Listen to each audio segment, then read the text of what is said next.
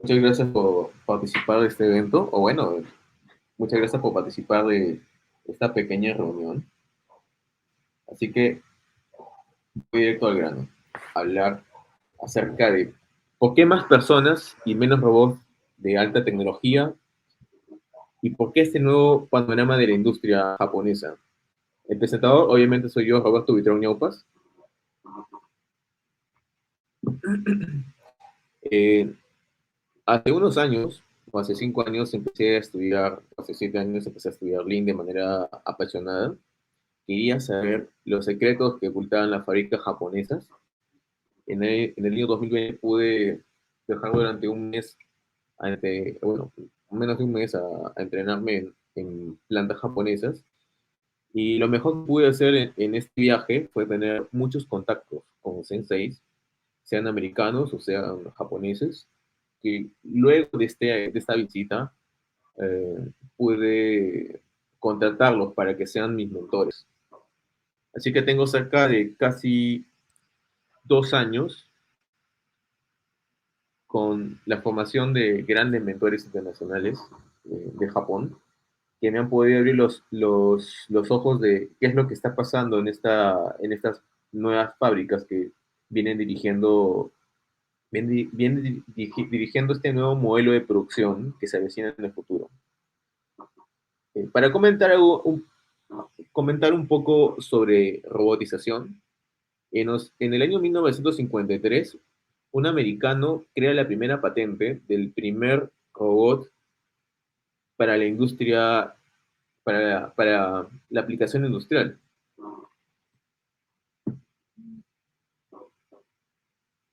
Luego de esto, un empresario contacta a este americano y le ofrece comprarle la patente y que obviamente iba a ganar dinero por las regalías y van a fundar la primera compañía llamada Unimate.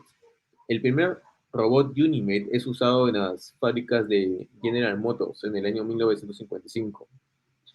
Luego de este año, el empresario eh, decide viajar a Japón para buscar un aliado con el cual se puedan hacer un joint venture y crear una fábrica de robots. Es así que, en, es así que luego de algunas conversaciones tienen una lista de 10 empresas que pueden ser los posibles socios para fundar esta compañía. En ninguna de de esta lista de 10 empresas aparece Kawasaki Robotics. Pero el empresario, el dueño de Kawasaki Robotics, tiene la misión de dejar de ser solamente una fábrica de motos y sabe que el futuro es la robotización para ese año, ¿no? Para 1955. Así que viaja a Estados Unidos y habla personalmente con el dueño de la compañía Unimate y le propone, le dice que va a hacer todo lo posible. Si escogen a Kawasaki, van a hacer todo lo posible para que el primer robot Unimate, bajo esa patente, fabricado en Japón, sea un éxito y van a poner todo su empeño para que sea un producto de muy alta calidad.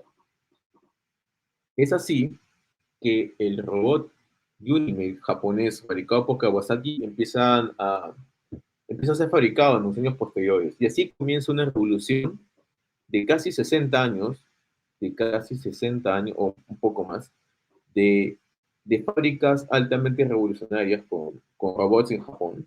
Y entonces, obviamente, si tienen tanto expertise del uso de robots en la fabricación, ¿por qué están reemplazando a los robots por personas?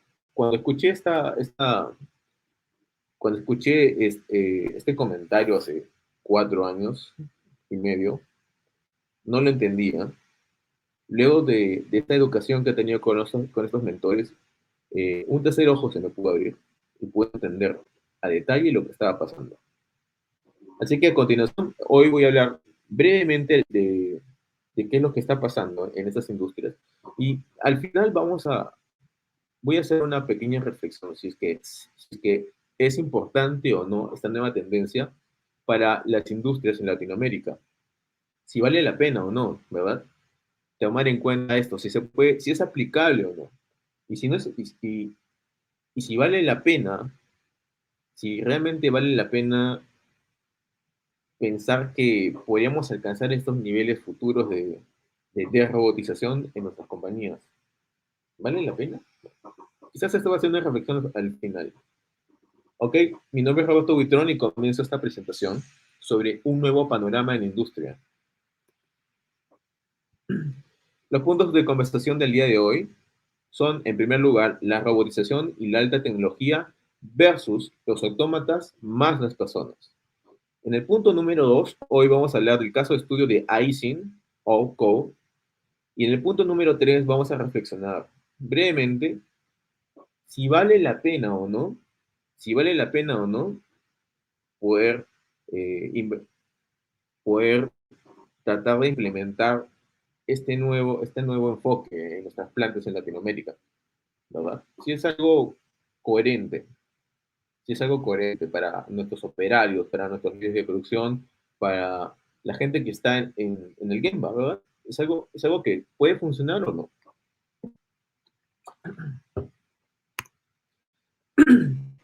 Bien, la alta robotización en el punto número 1.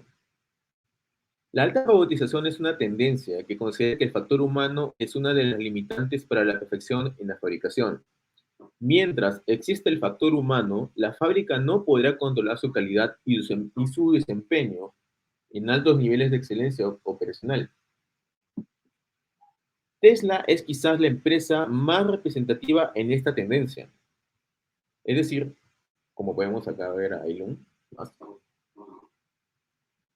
muchas veces el señor Musk ha comentado que su modelo de fábrica ideal es una fábrica donde haya menos seres humanos, porque son un factor que le agrega mucho riesgo a la gestión de la fábrica. Es decir, él considera que mientras haya personas, hay un gran nivel de probabilidad de error. Entonces, ese modelo de fábrica ideal es robot más robot y un conjunto de personas que están acá abajo, que son ingenieros. Un pequeño grupo de personas que piensan y robots que obedecen, ¿verdad? Este es el modelo que escoge el señor Marx, que es el que está marcando la pauta en la industria automotriz de autos eléctricos. Este es el modelo que consideran que es el modelo ideal, ese modelo que debo construir. Este modelo que, que viene funcionando hace ya varios años atrás es un modelo que está en sintonía con la visión de los alemanes.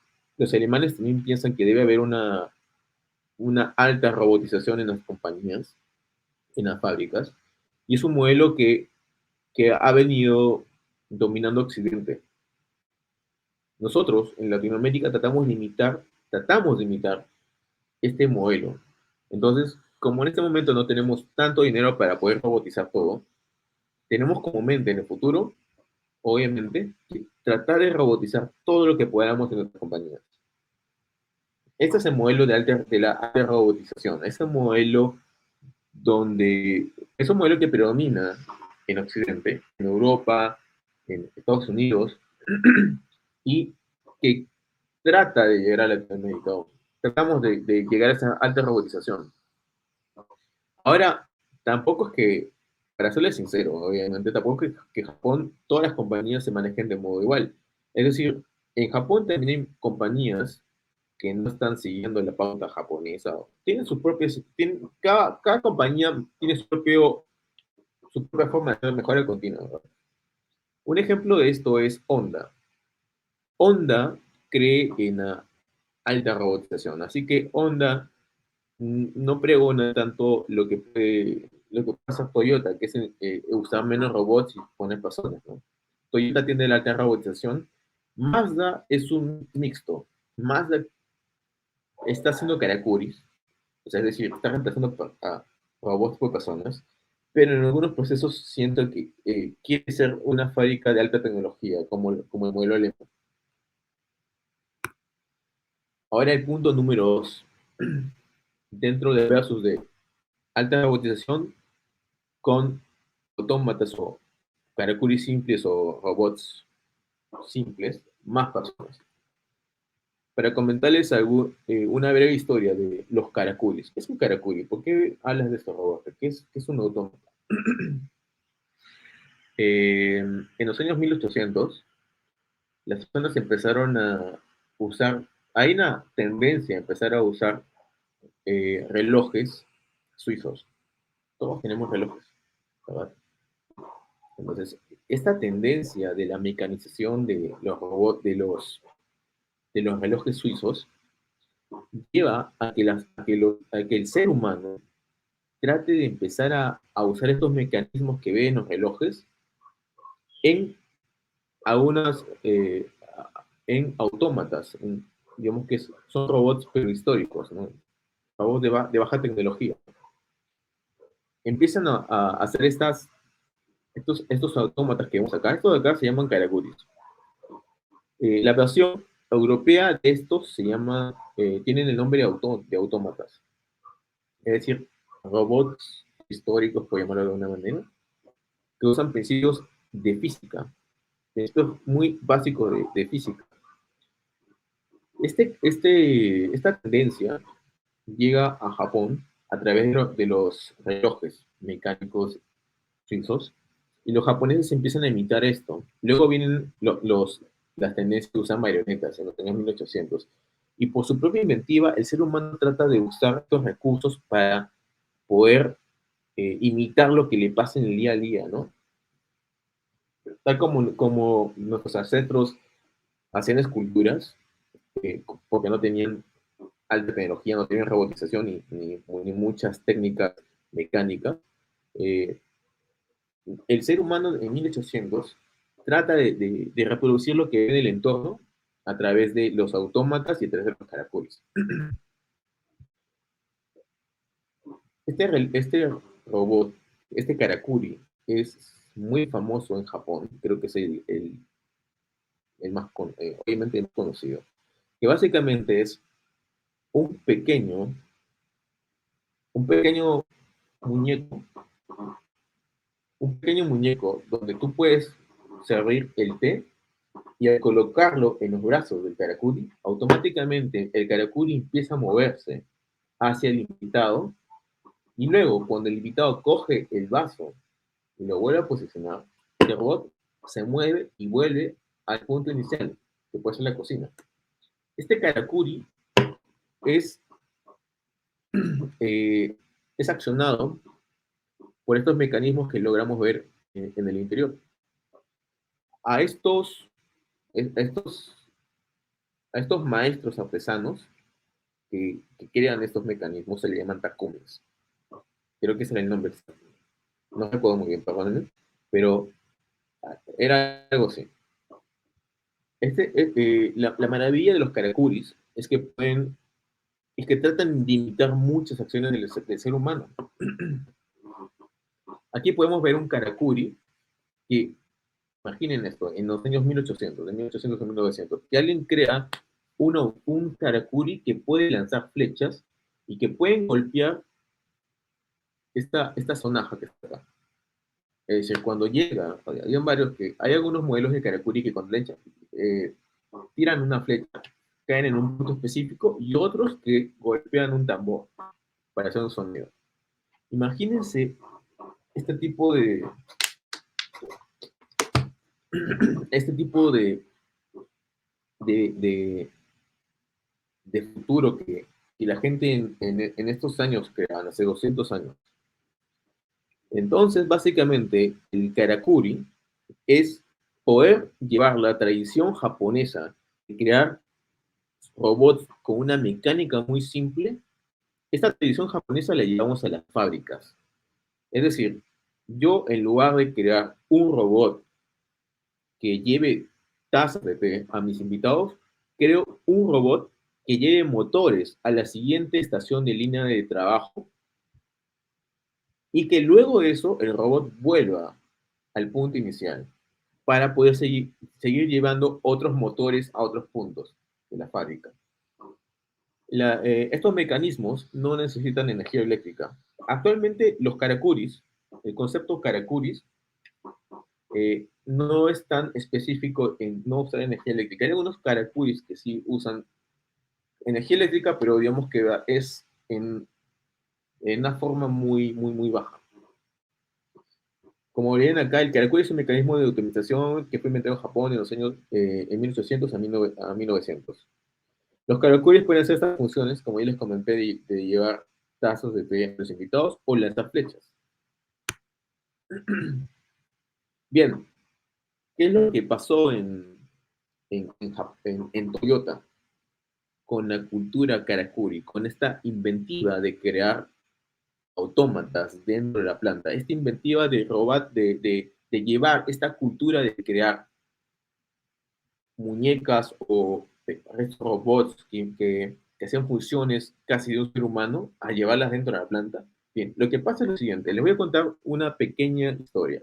Mitsuri Kawai es un obrero, un ex obrero. Mitsuri Kawai es una leyenda en Toyota. Él entró siendo un obrero y llegó actualmente a ser uno de los altos directivos de Toyota. Eso es que es una leyenda en Japón. Es casi imposible que un obrero pueda volverse un directivo en nuestro mundo. Lo mismo en Japón, pero este hombre rompió las barreras de eso. Y este hombre viene transformando las fábricas de Toyota, quitando los robots y poniendo personas con caracoles. ¿Por qué? En alguna entrevista hace 4 años, le comentaron a Mitsui Kawai, en Estados Unidos, le preguntaron a Mitsui Kawai, señor Mitsuri, ¿por qué usted está reemplazando los, los robots por personas? No debería ser lo contrario. Si en Estados Unidos y en Europa está el nuevo modelo de producción, como el que propone Tesla, pero, está buscando la automatización total de todo. ¿Por qué usted está haciendo lo contrario en este modelo nuevo de nueva fabricación que está haciendo Toyota? El señor Kawai dice lo siguiente: si nosotros robotizamos toda la planta, ¿quién va a hacer las mejoras? ¿Quién va a hacer Kaizen? O sea, para hacer que los robots piensen y propongan ideas de mejora en cada estación de trabajo, en general en toda la planta, para hacer eso necesitamos un sistema muy costoso. Ese sistema costoso al final lo va a terminar pagando el consumidor. Entonces es, más, es más eficiente tener personas. Solamente que las personas tienen un límite en el uso de su fuerza. Entonces vamos a hacer que las personas puedan superar ese límite de sus fuerzas o sus habilidades con tecnología simple. Tecnología simple. Así nuestras fábricas van a seguir haciendo Kaizen, van a seguir haciendo mejoras y el ser humano, aunque tenga problemas de discapacidad, puede elevar sus destrezas y sus fuerzas para poder generar una fábrica eficiente. Este es el nuevo modelo que ha creado Mitsui Kawai en Toyota. Cuando uno empieza a investigar de patentes, Mitsui Kawai ha patentado células de manufactura para Toyota, o sea, diseños de cómo debe ser una célula de fabricación en Toyota en Estados Unidos, en donde está quitando obviamente los robots, ¿no?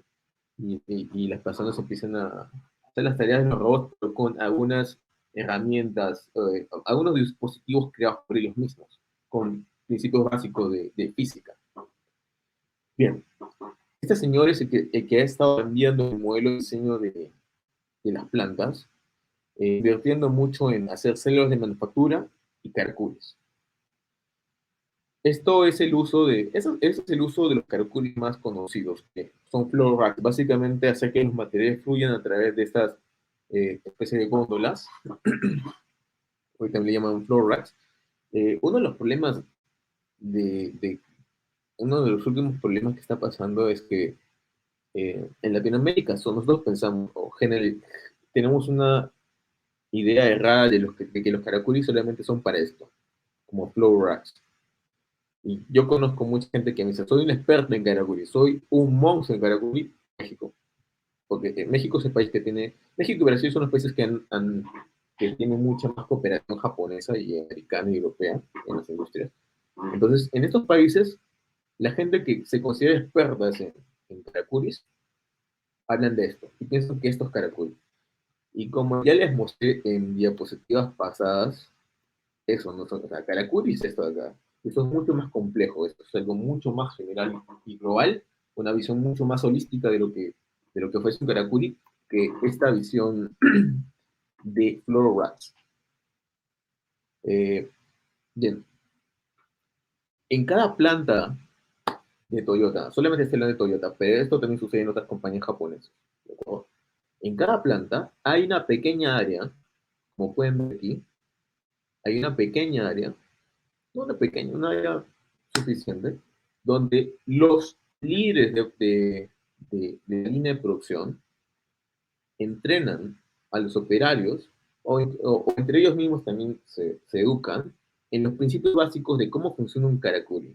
Entonces, visualmente, como pueden ver aquí, uno puede entender los usos de los karakuris, los principios básicos para un karakuri y ideas de mejora que ya se han creado antes en karakuri y un mapa de la ubicación de los karakuris en toda la planta. Aquí podemos ver algunos karakuris pequeños que han armado los operarios, los maestros que se especializan en esto, para que puedan, para que sea una mini área de educación especializada solamente en karakuris, en hacer karakuri kaizen. Karakuri kaizen, karakuri. ¿Qué significa todo esto, Roberto? Ok, karakuri es el instrumento, no es el robot que creas. Cuando hablan de karakuri kaizen, hablan de el resultado de hacer un Kaizen. Cuando tú haces un Kaizen e identificas un problema, haces un análisis de causa raíz y tienes una solución, esta solución es crear un Karakuri. En ese momento se habla de Karakuri Kaizen, porque es el resultado de hacer un Kaizen. Es el resultado de haber entendido que para hacer una mejora necesitas crear un Karakuri. A eso le llaman Karakuri Kaizen.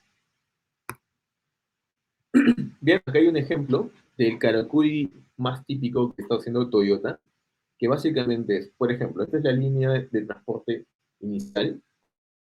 Esto es en un dojo, donde la gente estudia los principios básicos de Karakuri, ¿de acuerdo? Esto no es en la línea, no es en la línea de producción real. Lamentablemente no voy a mostrarles el video, perdónenme. Esto es una línea de transporte en forma de simulación, usando un Karakuri. Imaginemos que el, de una estación de trabajo se termina de ensamblar un motor y tiene que ir luego a una siguiente estación de trabajo. Entonces, en ese momento, ese motor va a un carrito con ruedas y este carrito con ruedas es accionado por el peso del motor. El peso del motor hace que algunos piñones empiecen a moverse y esos piñones mueven las ruedas en una riel. Entonces se va transportando. Y mientras va cayendo este motor, mientras se va posicionando hacia abajo, un resorte se va apretando. Entonces, cuando llega a la estación a la siguiente estación, el motor vuelca en la estación y el carrito se queda solo, sin el peso encima. Entonces, en ese momento, el resorte que ha sido comprimido por el peso del motor empieza a descomprimirse, empieza a elongarse. Y mientras se va elongando, se va moviendo, se activan otros piñones que hacen que se mueva la rueda en sentido contrario y vuelva a la estación inicial de trabajo que estaba acá, al inicio del transporte de Karakuri. En ningún momento hemos usado energía eléctrica, solamente hemos trabajado con el propio peso de motor, que puede ser el propio peso de los componentes que nosotros tengamos en la fábrica, ¿verdad? En ningún momento hemos usado energía eléctrica. Ven que es un mecanismo muy simple. Esto es muy fácil de poder fabricar en nuestras industrias. Esto es muy fácil de poder fabricar en nuestros talleres en Perú, en Lurín, en Los Olivos, San Martín de Porres. Es muy fácil de poder fabricar estos caracuris. Yo imagino que lo mismo podemos hacer en Bolivia, en Chile.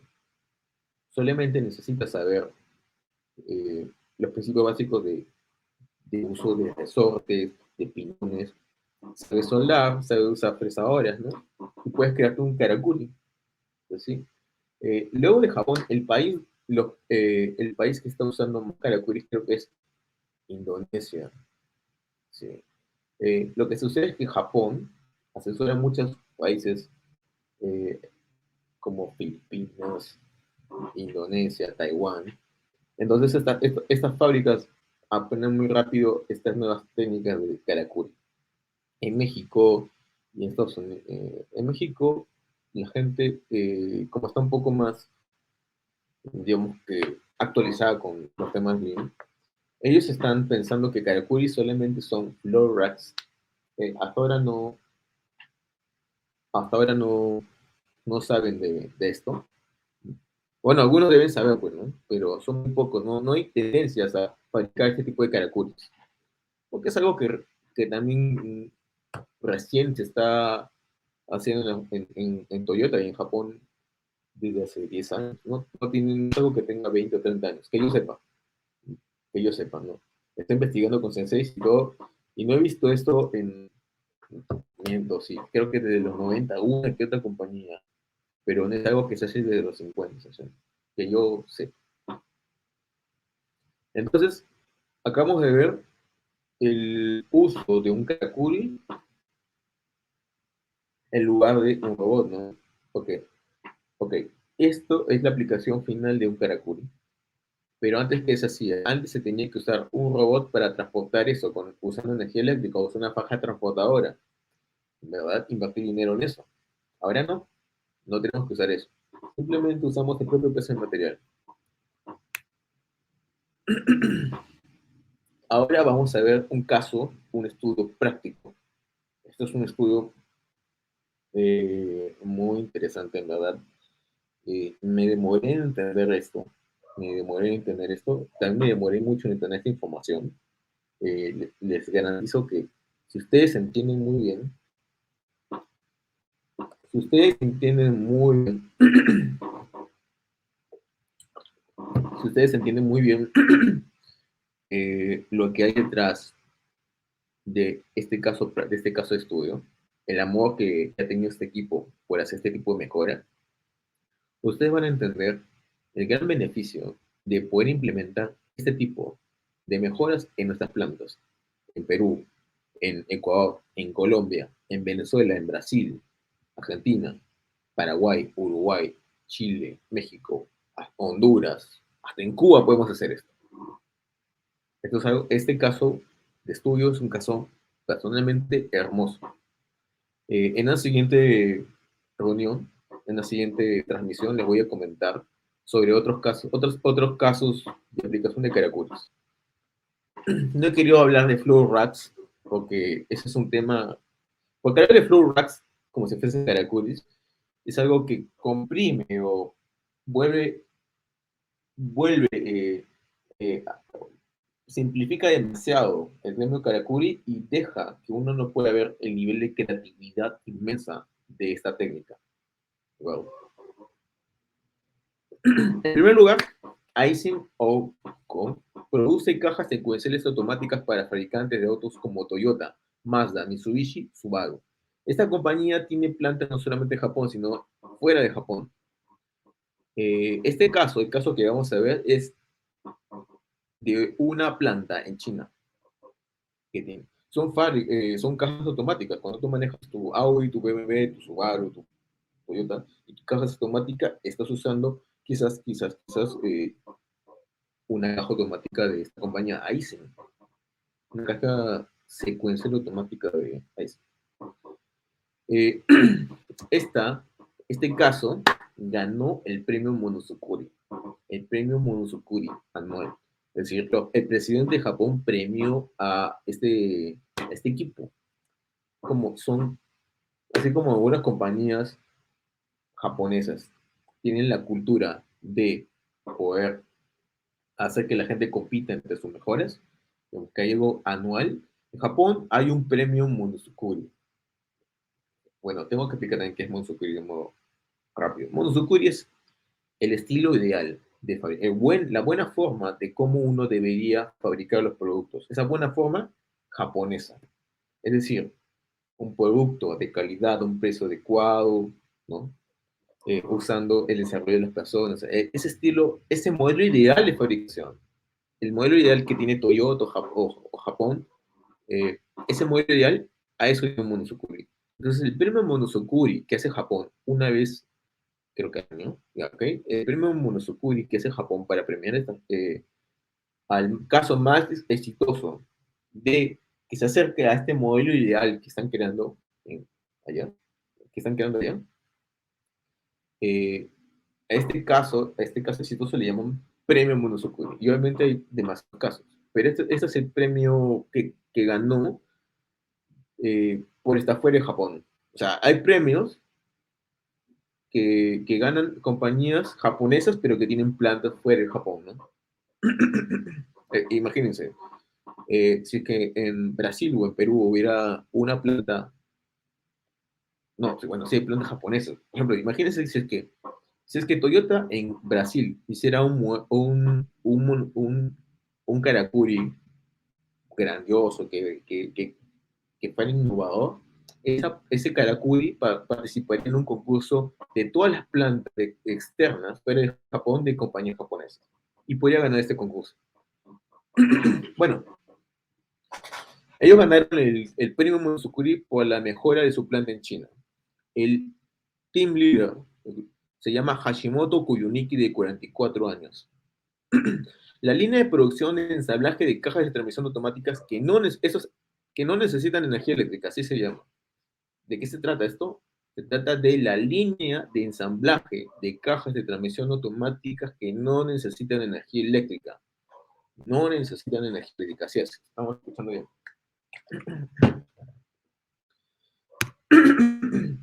Bueno, esto es una caja de transmisión secuencial automática. ¿Okay? Esta es una caja de transmisión secuencial automática. Para ensamblar esta caja, aquí podemos ver la imagen en una posición horizontal, pero básicamente cada componente de esta caja tiene que ser ingresada por robots por máquinas avanzadas dentro de la caja, una por una. Cada componente va siendo armado en una posición. Luego se cierra y luego va a otra área, ¿no? El área final. Después ya se transporta a la fábrica, o sea, Subaru, sea Mazda, sea Toyota. Pero es así como se ensamblan estas cajas secuenciales de transmisión semiautomáticas. Este era el antes, o sea, es así como se hacía en la planta de Aisin en Japón. Entonces se hacía con estas fajas transportadoras, ¿verdad? El transporte de estas cajas de transmisión semiautomáticas, no, automáticas. Y como pueden ver aquí, hay demasiada maquinaria. Hay incluso robots que están aquí, en toda esta línea de fabricación.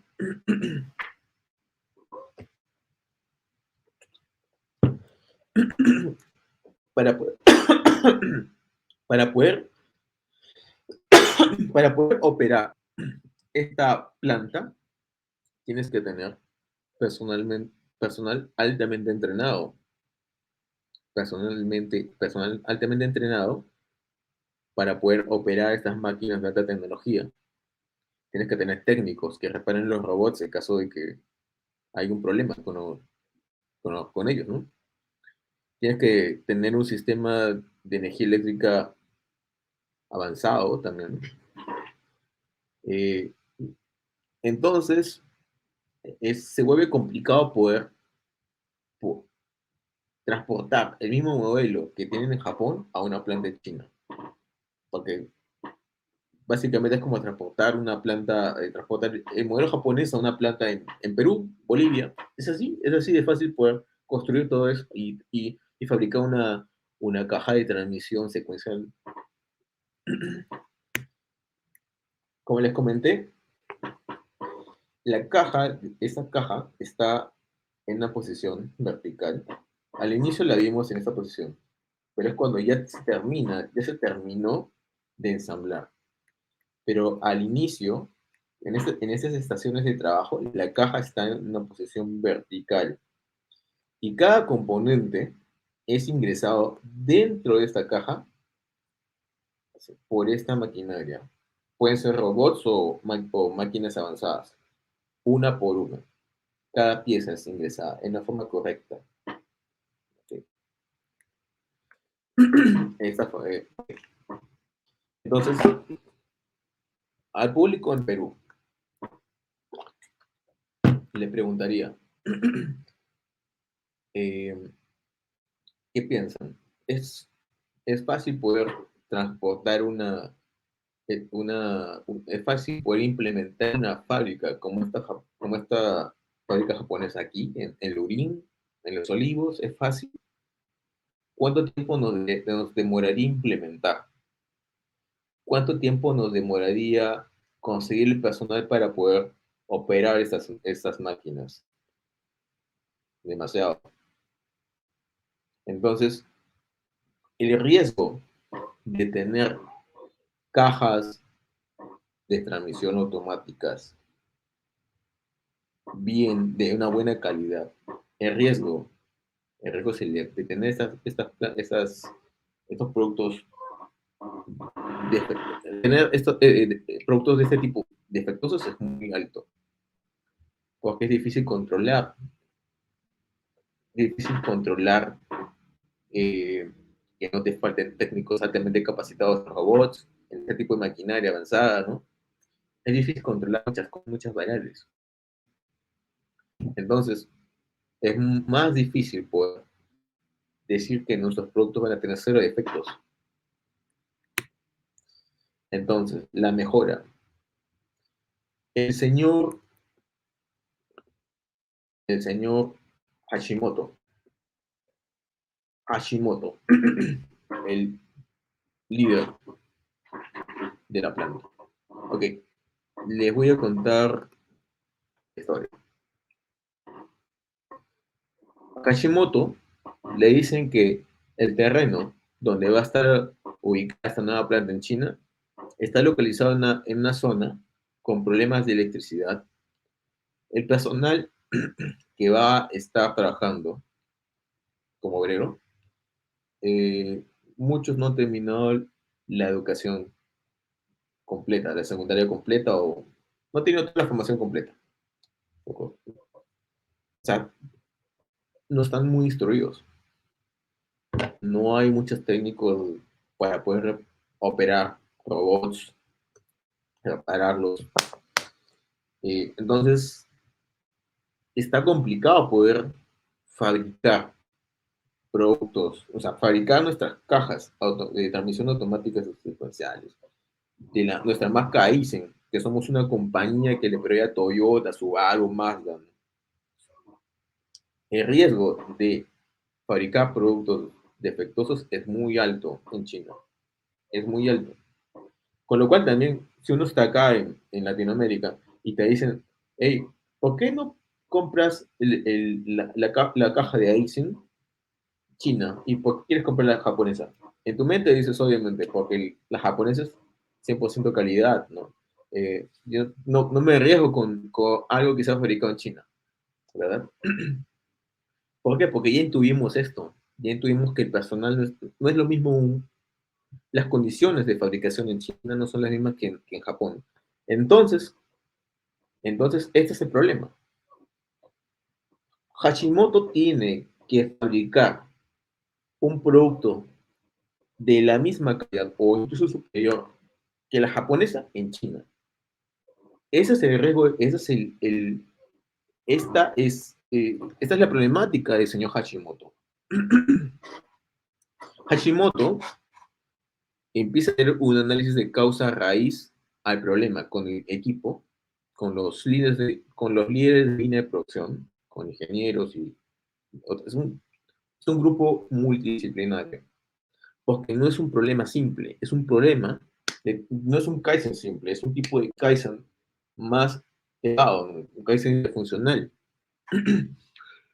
porque tenemos que hacer quizás un nuevo rediseño de planta, porque no podemos implementar el diseño de fábrica que tenemos en Japón en China. Hashimoto empieza a tomar en cuenta eso. El problema analizado en las en las 4M sería que la mano de obra de la planta, obviamente, como dijimos, no es muy capacitada, no tenemos técnicos de robótica avanzada. La materia prima sí es buena, puede ser que obviamente van a proveer las piezas desde Japón. El método no puede ser el mismo que en Japón, ¿verdad? Entonces, tenemos que empezar a ver una mejora. ¿Ok? Hashimoto empieza a ir a esta zona. Hashimoto trabaja en una compañía que tiene el TPS en el ADN. Entonces, como ya lo conté, Toyota tiene un área donde la gente aprende el funcionamiento de Karakuris, ¿verdad? Entonces, Aisin también tiene un área donde la gente puede estudiar cómo hacer Karakuris. O sea, aprende los principios básicos de Karakuris y además tienes un área donde tú puedes explotar tu creatividad y crear prototipos de Karakuri. En esta compañía, en esta área de donde tú puedes crear tus prototipos, sería un área de Moonshine Shop. Hay una técnica de Lean o una técnica de TPS que se llama Moonshine Shop, que básicamente es fabricar, tener 7 ideas de cómo hacer un prototipo para solucionar un problema y luego no analizarlo tanto, ¿sí? Simplemente fabricar esos 7 prototipos y luego implementarlos en la fabricación. Y el que sea más exitoso, a este lo vas a fabricar con ingenieros de mantenimiento, ¿verdad? O con un proveedor. Pero luego de encontrar ese prototipo ideal y tener el diseño ideal ya con los ingenieros y fabricarlo, empiezas a implementar en toda la línea de fabricación. Y eso es Yokoten, una mejor extendida. Bueno, básicamente, luego de esta reunión, de esos análisis de causa raíz, luego de ver esos problemas, luego de crear el prototipo, aquí podemos ver el prototipo.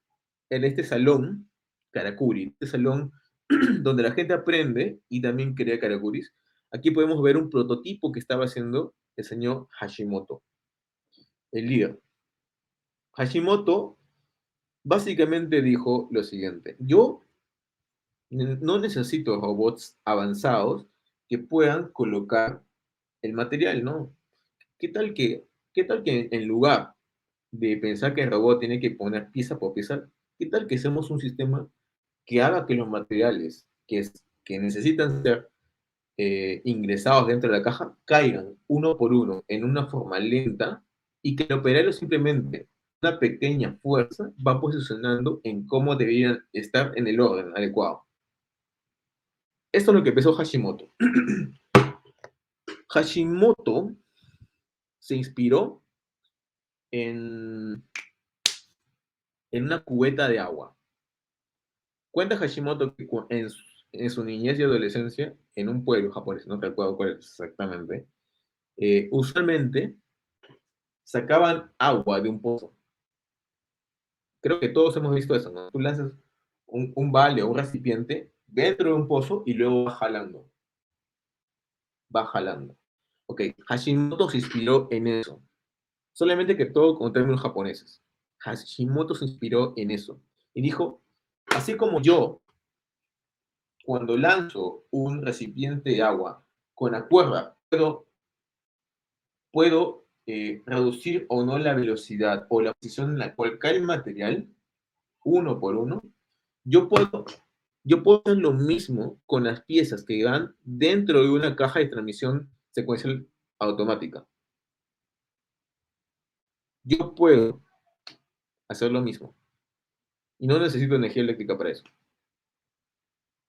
Hashimoto y el team hicieron un prototipo, que lo vemos aquí también, y básicamente todo lo que necesitas para posicionar pieza por pieza, pieza por pieza, y que necesitas ser ingresado dentro de esta caja de transmisión secuencial automática, está acá, está aquí. Aquí está el señor Hashimoto y está acá.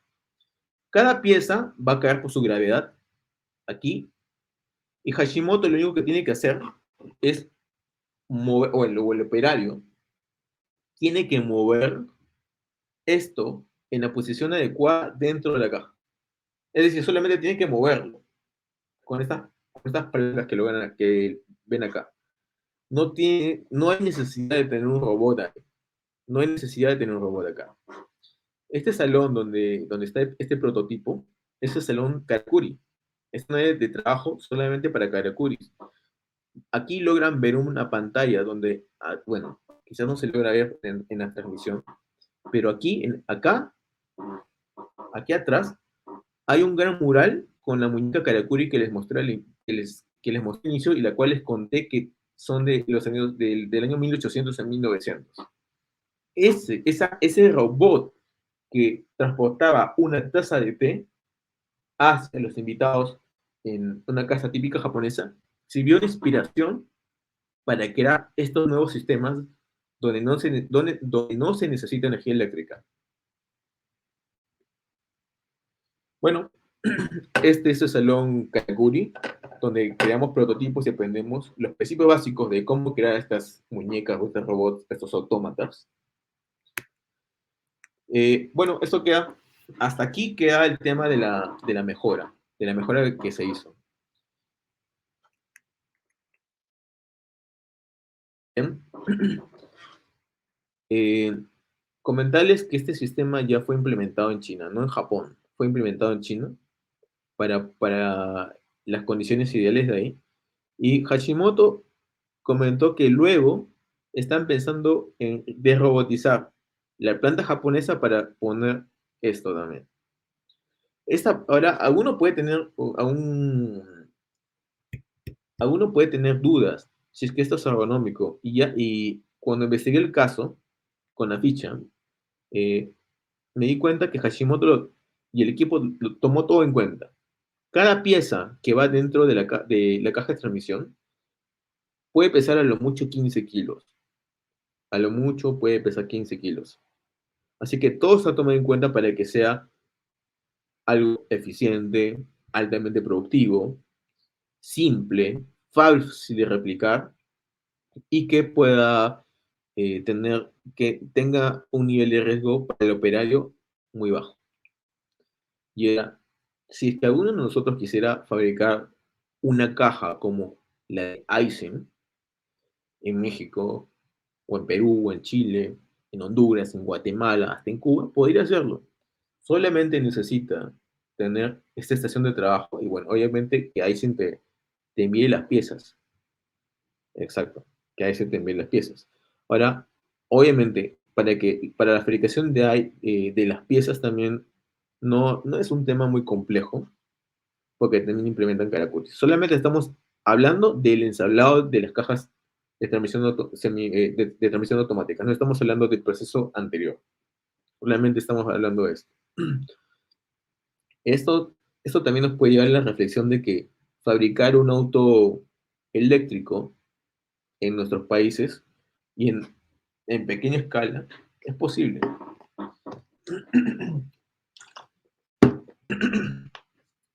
Eh, como han visto, esta estación de trabajo es muy pequeña.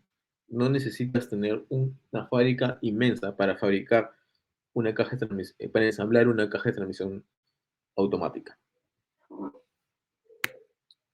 Ok, la pregunta en cuestión. ¿Puede este nuevo panorama de la manufactura desarrollado en Japón favorecer las industrias en industrias latinoamericanas? Creo que el caso habla por sí solo, en verdad.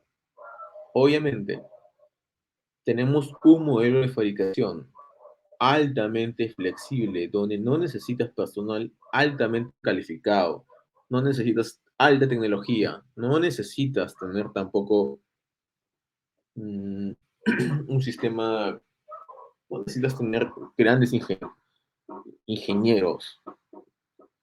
Me refiero que no necesitas tener ingenieros que analicen las cosas estadísticamente, ¿no? Sino gente con alta creatividad. Aparte de esto, tampoco necesitas tener mucho capital. Imagínate, imagínate cuánto dinero necesitas invertir para tener esta sesión de trabajo y fabricar esta caja de transmisión secuencial. Esto versus lo que hemos visto antes.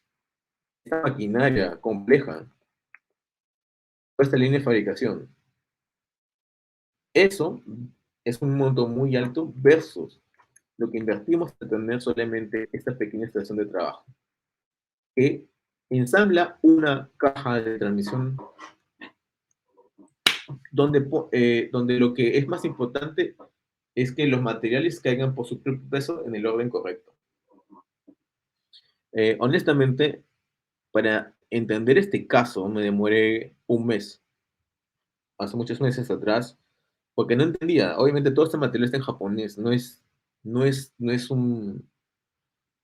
algo que esté publicado en todos lados. Es algo muy específico que he tenido que investigar al revés del derecho, ver el caso, pagar a una compañía para que me dé la información, pero yo sabía que valía la pena, honestamente, porque esto me demuestra que yo puedo fabricar, esto me demuestra que no necesito mucho capital para fabricar productos de alta calidad, ¿no? Solamente necesito tener un espíritu de amor por la manufactura, hacer Kaizen y tener ideas creativas. Solamente necesito eso. Pero obviamente, para poder llegar a este nivel de evolución, el equipo tiene que trabajar demasiado. Es decir, como una vez leí un libro que se llama La nueva gestión de la fábrica, el Kaizen tiene que ser ejercitado. Tienes que acostumbrarte a proponer ideas innovadoras, a mejoras. Tienes que acostumbrarte a pensar fuera. Tienes que acostumbrarte a ser humilde y entender a tus compañeros operarios y otras personas, escucharlas porque quizás pueden mejorar tu idea, ¿verdad? Entonces, obviamente, esto nos puede favorecer a nosotros en Latinoamérica porque no necesitamos para la implementación de este tipo de mejoras alto capital. No, no necesitamos alto capital, no necesitamos alta tecnología en robotización, no. Este es uno, este caso práctico, este caso de aplicación, creo que rompe drásticamente el mito de que la fábrica ideal, la fábrica ideal de alta robotización es el modelo ideal de fábrica. Destroza completamente ese mito. No, ok. Por eso es que me gusta tanto este caso de estudio de Eisen, porque el caso habla por sí solo, honestamente. No necesitas mucha reflexión. ¿Quién no va a implementar esto? ¿Quién va a decir que esto está mal? Nadie puede decir eso. Pero salvo a un consultor que sea especialista en robotización y que quiera ganar dinero vendiendo certificaciones BlackBerry, ¿no? Las empresas, las empresas que venden robots. Pero, obviamente, no se trata de robotizar todo. Hay tareas que sí deben hacer los robots, son labura, ¿no? Toyota no ha llegado a eso todavía, pero cuando uno estudia Karakuri al revés del derecho, o sea, no me refiero, cuando tú no estudias los floor racks, o sea, tú no piensas que los Karakuri solamente son para eso, sino tú piensas que los Karakuris son autómatas, uno puede evolucionar en el concepto que tiene de la idea de mejora. Es decir, realmente necesitas, esto es un robot que suelda, ok. ¿Realmente necesitas un robot para soldar? Realmente. Porque quizás puedes crear un Karakuri que suelde. ¿Cómo? Bueno, esto parece ya un poco loco, ¿no? El detalle es que cuando empiezas a investigar más de los Karakuris, vas a descubrir que hay algunos Karakuris creados en los años 1800, de 1800 a 1900, que, que dibujan, ¿sí? Hay algunos Karakuris con esta tecnología que dibujan, O sea, están programados para poder dibujar o escribir con los mecanismos simples que tienen ahí. Entonces, yo podría diseñar un brazo de Karakuri que suele, porque va moviendo la varilla de soldar o dependiendo de la tecnología de soldadura, ¿no? Pero va moviendo en la posición que ya he programado, que pueden ser 3 o 4 programaciones. Programaciones mecánicas, no robóticas, programaciones mecánicas. Entonces, cuando venga las piezas ya ordenadas en el orden previsto, el Karakuri simplemente reproduce el movimiento mecánico que debe hacer y va soldando, y va soldando, y va soldando. Entonces, puedo reemplazar un robot de soldadura, un robot que puede valer un millón de dólares o quizás 800.000 dólares, un robot de alta tecnología que suelda. ¿Puedo reemplazarlo por algún Karakuri? Sí, pero necesitas tener y necesitas evolucionar en tu idea innovadora para llegar a eso. Necesitas hacer demasiado Kaizen con tu equipo. O sea, pensar demasiado en eso. Prototiparlo. Necesitas aplicar Lean Moonshine, que es una técnica para crear mejoras en las máquinas o en las estaciones de trabajo con los pequeños recursos que tienes. Prototipando, sí, necesitas crear. Pero se dan cuenta de lo importante, de lo innovador que es esto. O sea, hasta hace unos meses, les juro esto, pensaba que los karakuris no podían reemplazar a los robots que soldaban. Pero hace unas semanas me metí a un entrenamiento con un señor llamado José Ojeda, que es un maestro soldador, y me enseñó a soldar. Yo aprendí a soldar hace unas semanas atrás, con mis propias manos. Y cuando iba soldando me di cuenta, caramba, lo más importante no es una tecnología avanzada, simplemente tú lo único que haces es moverlo en la posición que ya está prevista mover. Entonces, si yo tuviera un Karakuri, un brazo mecánico como esto que vemos acá, y que ya estuviera programado con cuerditas, ¿cómo debería posicionarse para soldar? Puede tener un Karakuri para soldar autos, sin necesidad de energía eléctrica, ¿no? Entonces, sí, podemos fabricar eh, productos de alta calidad usando Karakuris. Eh, sí, sí podemos hacerlo. Es beneficioso.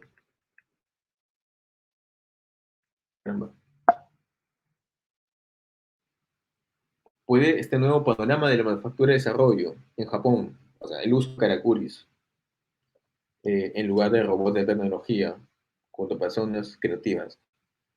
¿Puede favorecer esto a las industrias en Latinoamérica? Claro que sí, claro que sí.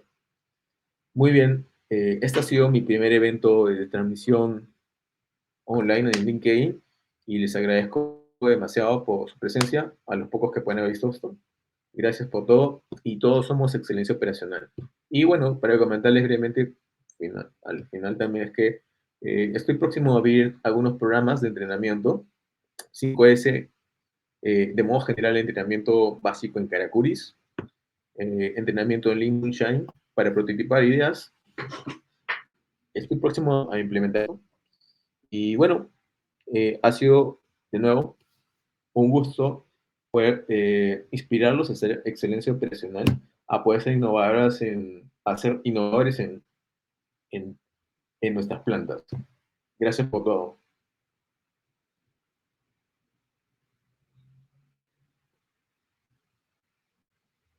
Hey, bueno, estoy leyendo los mensajes aquí recién. Kaizen Kakauku, Kakushin, Sosa Flores, Daniel González, en general, muchas gracias. Eduardo Muniz, gracias, gracias, gracias, gracias. Recién leo los mensajes. Esta es mi primera vez que hago esto. Busca a tu MacGyver en tu organización, implementa un Link Motion Shop, obvio, sí. Bueno, recién leo los mensajes de todos. Muchas gracias. Gracias a todos. Hasta otra oportunidad. Los quiero. Gracias totales.